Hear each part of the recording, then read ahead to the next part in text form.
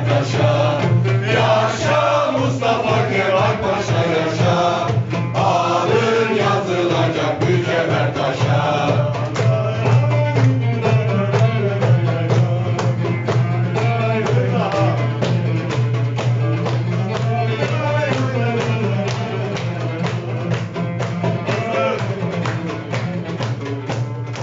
İzmir'in dağlarında oturdum kaldım.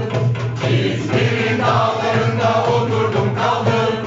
Şehit olanları deftere yazdım. Şehit olanları deftere yazdım. Öksüz yavruları bağrıma bastım. Öksüz yavruları bağrıma bastım. Yaşa Mustafa Kemal Paşa yaşa. Adın yazılacak mücevher taşa. Yaşa Mustafa Kemal Paşa yaşa.